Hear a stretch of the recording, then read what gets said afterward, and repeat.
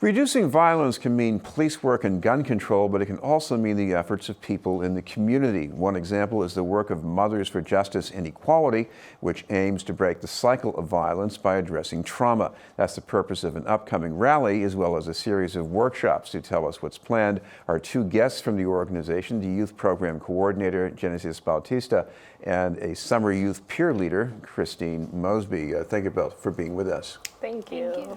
I want to start with Christine. You're the peer leader. You're getting ready for the rally. So what are you doing exactly?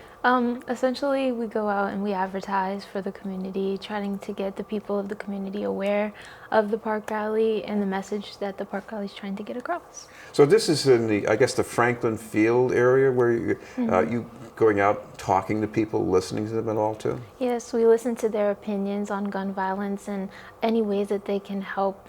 Well, that we can help the community, any suggestions as far as taking an extra step to stop gun violence in the neighborhood. Anything you remember that they told you that they'd like to see?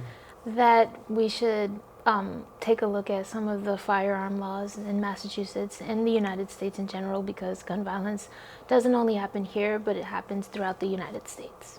Genesis, what about that, about the laws regulating guns? What does that have to do with shootings in the neighborhoods, let's say?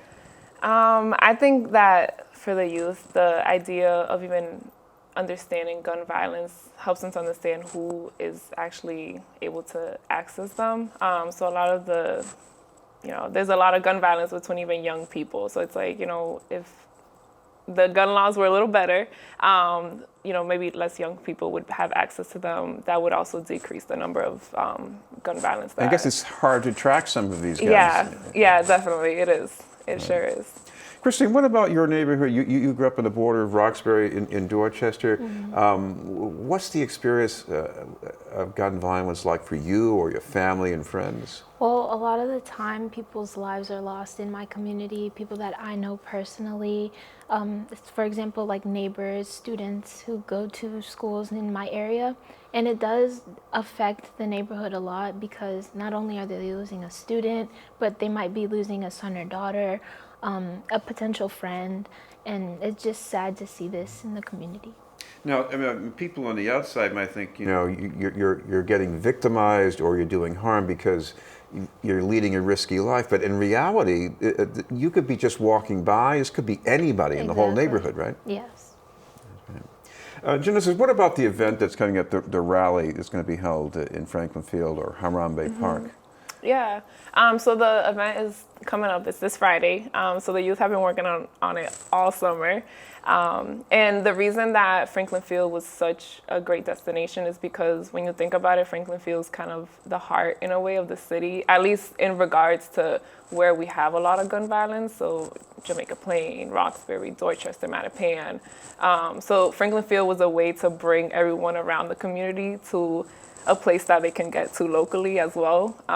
The space is also amazing. It's a really positive event. Yeah. So they're focusing on where is the love, which is really nice. Explain that, Christine. What does that mean, this message of where is the love? So throughout planning the park rally, all of the peer leaders put their ideas together, and one of us just decided that there's a song, Where's the Love, and it's about bringing the community together and essentially bringing awareness to how to unify the community, even though we're all different.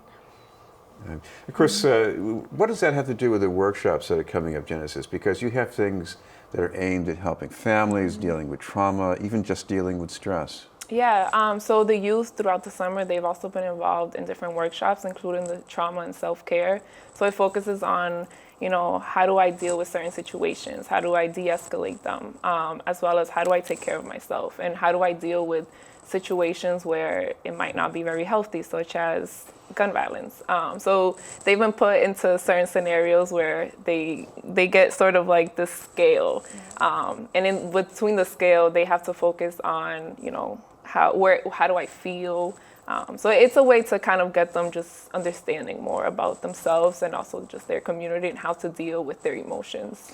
Christine, have you ever noticed that in any of your friends or family members, what it's like when someone shows signs of trauma? A lot of the time they're isolating themselves and they feel uncomfortable around a lot of people. Or on the other side of the spectrum, they do get upset and angry. And throughout the workshops, we learn to ask ourselves questions because, of course, serving as advocates for the community, first we have to deal with ourselves and our inner emotions so that we can better ourselves for the community and let people know what's going on. Genesis, what about how you deal with it? How do you get better when you have those symptoms? It is hard. I don't know if I have the right answer as to how to. Well, let's say, what are you going to be doing in your workshop? What are you going to be teaching people in the Yeah, workshops? yeah. So in the workshops, it is focused on just. I mean, trauma it's something that just people also don't talk about a lot. So even just having the youth in certain scenarios kind of can be an iffy topic sometimes, can be a little touchy. So I think it's just getting them to understand that trauma happens, but it's how do you turn it into something positive. So at MJE, we focus a lot on turning trauma into a positive part of someone's life. So becoming an activist, just to sort of turn that pain into like that feeling that can give you that energy to really like put in the work into your community and make that change. Christine, have you ever noticed it? Because when you mention to someone else that you have a problem that's like trauma, and they say, well, I have that problem too. I mean, have you ever seen that go on, what that does to people? It happens a lot, and I feel it's really good to communicate with other people how you're feeling, because then you feel as though you're not alone going through the process, and it just helps because that person could be a potential friend or somebody like when you're going through a problem that you can talk to them instead of like raging or isolating yourself. I also noticed with the family workshops, there's help for parents and young kids. Any parent with young kids is going to feel a lot of stress, but what else is going to be going on in that workshop to help them? So for the family workshops, they do focus a lot on so they have like cooking classes with the parents. I think it's just a way to get parents who've dealt with the loss of a child understand that there's a community out there and there's other ways to, I don't want to say so much distract yourself from what you've gone through, but just finding better ways to deal with it, finding things that you enjoy doing besides thinking about the trauma. Well, I'm also saying, you go to a workshop, you're meeting people for the first time, you're able to talk to them. Doesn't that do something just by itself? Yeah, I mean, when I'm in the office, I deal more with the youth, but even when I'm listening to people talking to the parents, it's a really welcoming environment.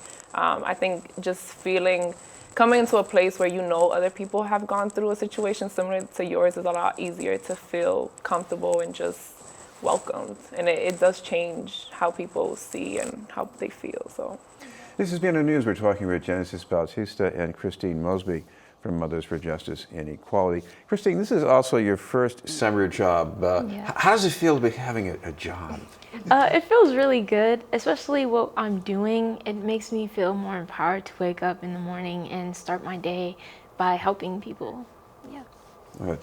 And coming back to Genesis, as far as you're working with these young people, you're seeing them change. Yeah. What have you noticed? They've changed a lot. I mean, we've been together for a little over a month, and I mean, from the first time, they were a little hesitant to, get outside the comfort zone. A lot of them didn't know each other, so I think it's just weird, even even just being with new youth. But they've been really involved, especially in the park ride. Like I'm so proud of them. They put in a lot of work. They're very just motivated to spread the word of where's the love, and they're growing. They definitely are learning that there's people out there they can trust, that there's an organization that really cares about them. So I'm glad to see the change. Actually, what's all, you're going into another neighborhood around Franklin Field. You don't know anybody.